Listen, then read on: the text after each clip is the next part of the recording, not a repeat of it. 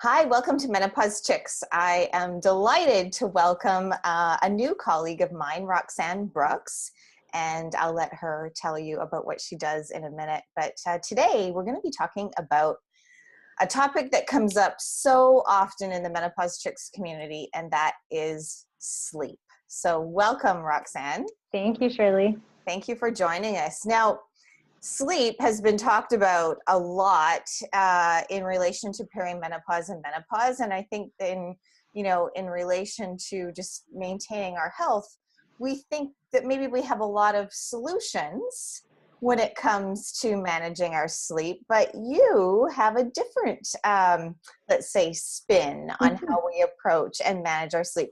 Tell me about what that is. Okay, yeah. So firstly, I'm a holistic nutritionist, which means I obviously focus very heavily on food and how that affects our general health. But namely, I'm also a sleep coach, so I like to focus on how food can support or affects our sleep. Wow. Yeah, and so food is a really safe and easy way to support our health and our sleep. Everybody has to eat. Right. So it's really just making the right choices to support your specific needs in your body.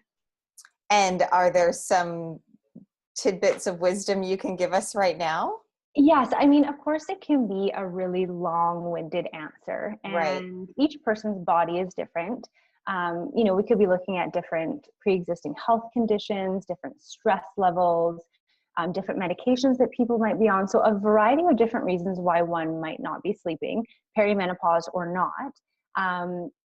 But everybody's different. So it's really about making sure that you're getting the right nutrients. So it's really important that we get adequate protein and good quality fats and, the right vitamins and minerals, because all of these things are totally necessary in getting the right building blocks to support our hormones to prompt, a good quality sleep. Right. Yeah. And so I would imagine, in addition to some of the things that are essential to our diet, there's probably some things that you would recommend we steer away from. Yes, of course. Like anything else, of course, having too much caffeine, especially close to bed, that's a very obvious hindrance. But when we look specifically at perimenopause, things like spicy foods or greasy foods, they can be more of a warming food, which could, for some, prompt hot flashes or night sweats, which we want to avoid. Right. Yeah, and all around, anything that is void of nutrients, so junk foods and things that we all know we should be staying away from, and really focusing on a whole foods diet. So things that are coming right from the ground, avoiding packaged and processed foods is an easy answer. Yeah, well, I know it's not an easy answer, and we always do emphasize the fact that everyone's journey is different. Yeah. And everyone's journey is different depending on where they are too. Age, stress level, time of day. Yeah, you bet. Or other influencers in their life, such as, you're taking care of aging parents or young children, are you then hitting the drive-through because it's the last possible choice? Yeah, you don't have time. Yeah, and then how does that impact our sleep? You bet. Wow. So tell me, how did you become passionate about linking our food with our sleep? Yes, thank you for asking. So, of course, when I was studying holistic nutrition, we learn about all different types of pathology, so different things that people might suffer from.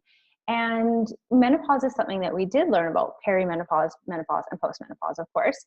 And it really bothered me that in non-Westernized places, there's women that don't experience menopause the way that we here do. There's none of these uncomfortable experiences and hot flashes. And I mean, of course there are, but they're very limited in comparison to here in our Western world.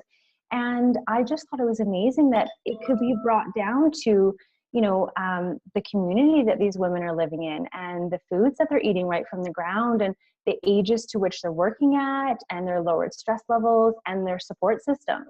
We just don't quite have that type of lifestyle anymore like we used to. And so I decided, and also I became a sleep coach at the same time. Okay. And so it just seemed so obvious to me that I need to figure out a way to bridge that gap. And I'd like to point out that obviously I'm sitting here as a younger woman who hasn't yet gone through menopause. And of course I want to recognize that. And I don't want to say that, I understand where everyone's coming from, but I have suffered with hormonal imbalances for a number of years. I've overcome them now, but it was very much an estrogen dominant picture, which meant that I did experience some similar experiences, insomnia, of course, and moodiness and, lack of sex drive and other things like that. And so I just didn't, I wanted to obviously prepare myself, but I obviously just didn't want women that I was working with to feel like that there's nothing they can do about it and they just have to deal with it. Awesome. Yeah. Do you have an example of someone that you worked with, a case study perhaps that you'd like to share with us? Yeah. So a lot of my clients are going through menopause. My private practice is actually out of a sleep clinic in Coquitlam. Okay. And so they deal with a lot of patients who have sleep apnea. Mm-hmm. And as we go through perimenopause and as we age, we start to lose estrogen, of course, along with other things. But with that, our tissues can start to, our airways can start to become less tight. And so they're a little more relaxed. And I just kept seeing perimenopausal women coming through my office because they were on CPAP devices, which is very common, but maybe not talked about very often. Right. And so I just kept making this connection that, at this point in time in a woman's life, this is becoming more common. And, maybe we're having a glass of wine before bed because also that's like an enjoyable way to end the evening, but how is that affecting their sleep? And of course, not everybody was the same, but a lot of my clients were going through the same things. And so I created an online program that I haven't yet launched, but it is available privately within my practice in the clinic. And women can go online over the course of 4 weeks. And each week they go through different modules that I've created to help themselves through and to empower themselves, to give themselves the knowledge that they need to make their experience better. Wow. Yeah. I love it. Mm-hmm. I love that we're talking about the root cause. Yeah. And that we're not talking about sort of that famous Band-Aid solution that, many of us will receive when we, find, it takes a lot to reach out and say, I'm struggling in this particular area. Yeah. And then to, not to be digging for the root cause is frustrating. So this is fantastic. And it's great that you point that out too, because the root cause for one person isn't going to be the root cause for the next person. So there, of course, like you said, there can't be a simple Band-Aid. Like there's no one weight loss system for everybody because as we already touched on, everybody is going through different things. They might be on different medications and there's really different reasons for different people to experience different things. Right. Mm-hmm. Okay. So you mentioned your clinic and you mentioned an online program. Tell us how, if women are interested in working with you or finding out more about what it would be like to work with you, how can they do that? Yeah. So I have a website and all my contact information is directly on there, the clinic locations that I work out of. We'll put it up here too. Yeah, great. Okay. So there's my phone number. There's my email address as well. You can send me an email and we can figure out ways to work together. I offer free 15-minute consultations so that we can kind of get a sense where the client's at and where myself is at and how I could help. I also offer 1-hour consultations and they're very in-depth with intake forms. So we look at your whole health history, what your goals are, what your sleeping patterns are like, what your diet is currently like. We get a really good sense of where we're at. And then we start talking about how we can work together and what the client is looking to get out of it and what they're willing to put in, because it's a very empowered. I really like to teach the women. I don't give it all away. They really have to want to do it, what works for them. And then I offer, like I said, the online program that's 4 weeks.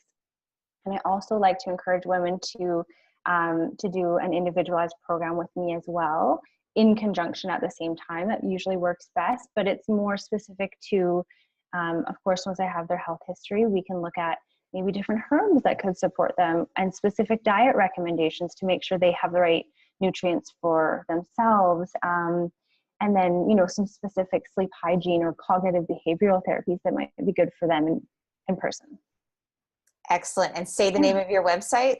It's foodforsleep.ca. Awesome. Roxanne, I am so delighted that you are now part of our thought leader group of experts, and I can't wait to share this important work with our community. Yes, thank you. Thank you. Thank you so much.